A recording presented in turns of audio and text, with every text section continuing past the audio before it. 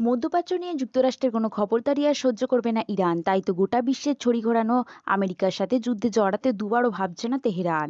যখন তখন যুদ্ধ করতে ওপেন চ্যালেঞ্জ ছুড়ে দিচ্ছে মধ্যপ্রাচ্যের ক্ষমতাধর ইরান। তাদের এমন সাহসিকতা নিয়ে কৌতূহল অনেকের। বিশেষজ্ঞরা বলছেন শত্রুদের সায়স্তা করতে গোপনে বিশাল অস্ত্রের ভান্ডার গড়েছে তারা। এমনকি অত্যাধুনিক যুদ্ধবিমান, ড্রোন, ক্ষেপণাস্ত্রের মতো সমরাস্ত্রের সক্ষমতাও বহুগুণ বাড়িয়ে নিয়েছে। চরম উত্তেজনার মধ্যে যুক্তরাষ্ট্র যদিও বলছে তারা তেহরানের সাথে যুদ্ধ চায় না, তবে এমন সুর নরম করা কথায় বসে থাকতে চায় না ইরান। যে কোনো সময় যুক্তরাষ্ট্র বড় ধরনের প্রতিশোধ নিতে পারে এমন সংখ্যায় আগেভাগে প্রস্তুতি নিয়ে রেখেছে দেশটি। ইরানের ইসলামিক বিপ্লবী গার্ড বা আইআরজিসির commander in chief major general Hossein Salami জানিয়েছেন, যুক্তরাষ্ট্রের সঙ্গে যুদ্ধে ভীত নয় ইরান। হুঁশিয়ারি উচ্চারণ করে এই জেনারেল বলেন, ইরানকে লক্ষ্যবস্তু করার বিষয়ে আমেরিকা কর্মকর্তাদের কাছ থেকে কিছু হুমকি শোনা গেছে। জবাবে ওয়াশিংটনকে বলা হয়েছে, কোনো হুমকিকে জবাবহীন ছেড়ে দেবে না তেহরান।